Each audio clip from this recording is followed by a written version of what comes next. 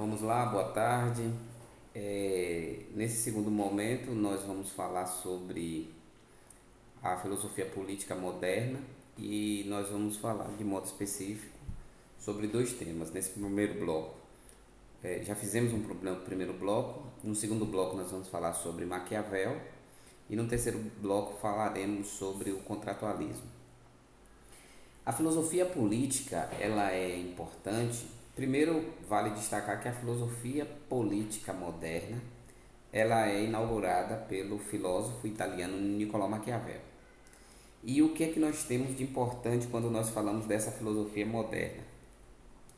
A política moderna, ela é inovada porque ela se afasta de três elementos singulares, que é o elemento especulativo, né, em que as composições políticas estavam muito no plano dessa teoria especulativa.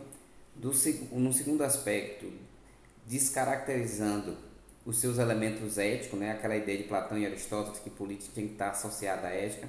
A filosofia moderna descaracteriza isso, retira, principalmente porque você tem uma atribuição de uma ética muito voltada para o campo da moralidade e os efeitos e incidência da religião. E o terceiro aspecto também é esse, né? O seu aspecto religioso. Então a filosofia moderna, ela quebra o paradigma especulativo, o paradigma ético e o paradigma religioso. Quem foi Niccolò Maquiavel? Niccolò Maquiavel, ele foi um divisor de águas para a filosofia moderna, considerado como o pai da filosofia política. Niccolò Maquiavel, ele nasce em Florença, uma região específica da Itália, no ano de 1469 e desde muito tempo começou a demonstrar interesse, vontade de compreender toda a conjuntura, toda a situação política do seu país. Para a gente entender um pouquinho Niccolò Maquiavel e entender a obra O Príncipe, para o qual ele escreve e avaliando o contexto do qual ele faz parte, temos que levar em consideração o momento histórico que a Itália passava. Nesse contexto aí do século XV, a Itália ela estava extremamente fragilizada por estar dividida, né? Ela estava dividida em 5 blocos, né? Você tinha ali os chamados reinos de Nápoles, os estados pontifícios, o estado florentino, o ducado de Milão e a República de Veneza. Essa fragilidade e essa divisão com que a Itália se apresentava, isso favorecia principalmente aos estrangeiros, a outros países como Espanha e França, que desejavam usurpar para si das riquezas italianas.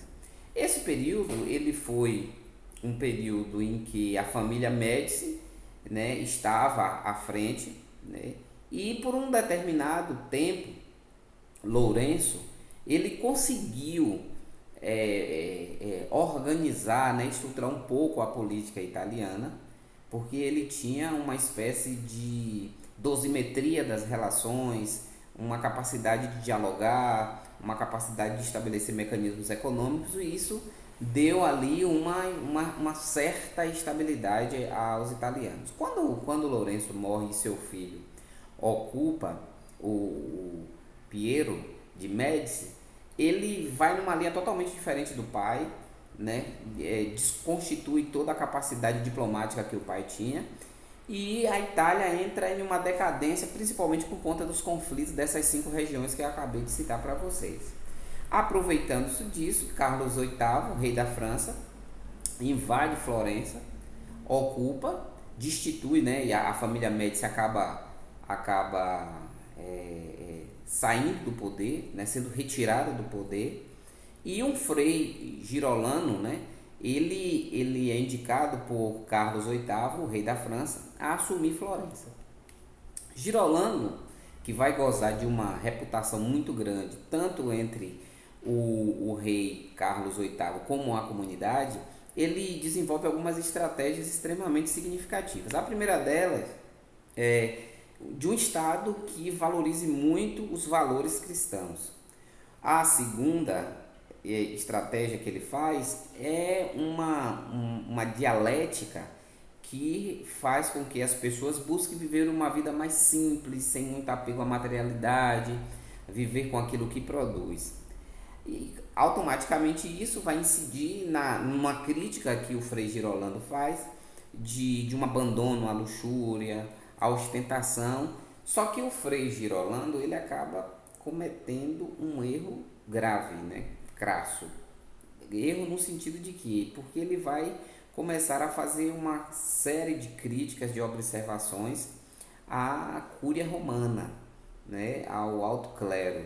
E isso acabou repercutindo muito mal para ele. Ele acabou sendo deposto, preso e foi queimado em praça pública.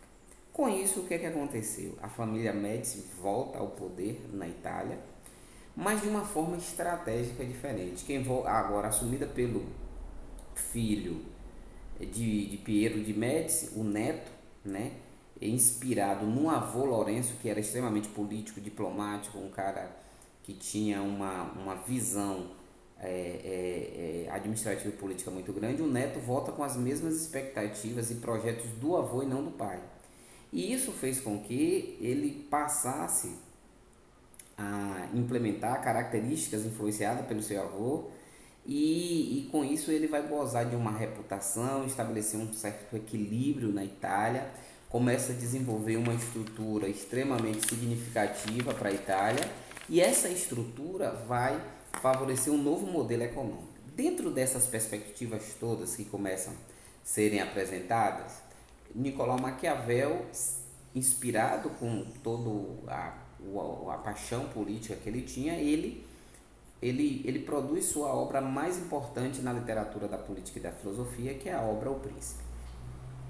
Em Um Príncipe, o que é que Maquiavel faz? Ele busca ensinar como o governo deve alcançar o poder e permanecer nele. Olha a estratégia de Maquiavel.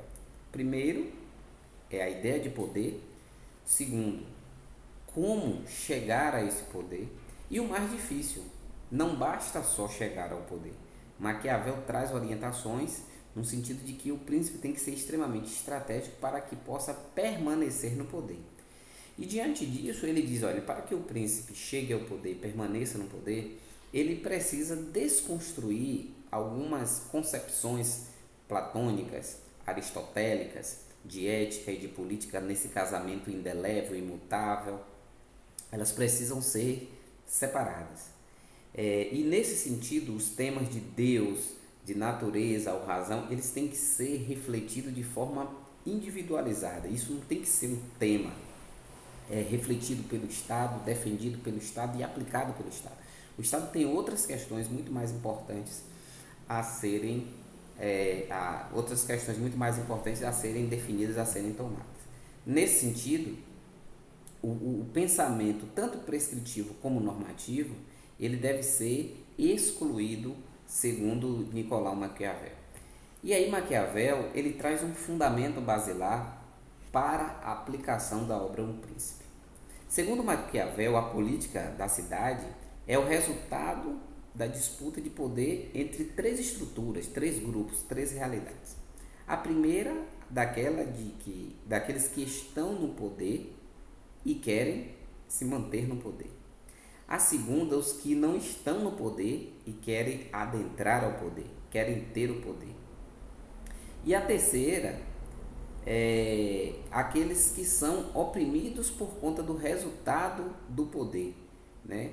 Daqueles que estão e daqueles que querem entrar, né? O efeito terceiro. E aí o que é que Maquiavel vai dizer diante de toda essa situação? Que o príncipe ele tem que ser muito sábio para tomar suas decisões. Para Maquiavel, o verdadeiro príncipe é aquele que tem a força e sabe como